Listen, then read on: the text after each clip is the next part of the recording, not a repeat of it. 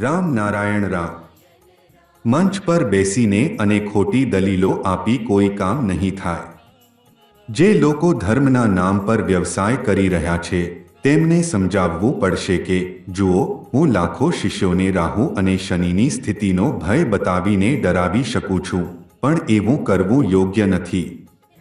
બધાને સમજાવવું પડશે કે કેવી રીતે લોકો શિષ્યોને હેતરાવે છે અને તેમને ગોળ ગોળ ફેરવે છે. તેથી મને મહેનત કરીને પોતાનું જીવન નિર્વાહ કરવું પડશે. જો ગુરુ બનીને ગુરુઓના બધા હથકંડા ખુલ્લા પાડી દેવામાં આવે તો એ જોઈને બધાની આંખો ખુલી જશે અને બધા એકસાથે જાગૃત થઈ જશે.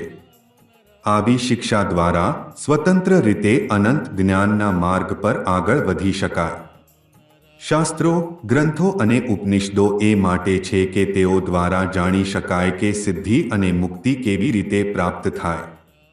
જો મનુષ્ય પોતાને વાસ્તવિક સરગમ સાથે બાંધે તો બધું શક્ય છે. પહેલા આ સંસારને બાંધો, આ સમાજને બાંધો. જ્યારે તમે તમારી ખુદની બુદ્ધિ દ્વારા બધાને સમાન રીતે બાંધશો ત્યારે તમે જોશો કે સાતે તાર એકસાથે વાગી રહ્યા છે. તમે એ ઝણકાર સાંભળશો જે એ વાદ્યમાં એવું વહે છે કે તમે માતાવશ થઈ જશો. નદીનો સ્ત્રોત, વાદળોની ગર્જના અને તુફાનનો અવાજ, આ બધું જ તમારા અંતરમાં છે.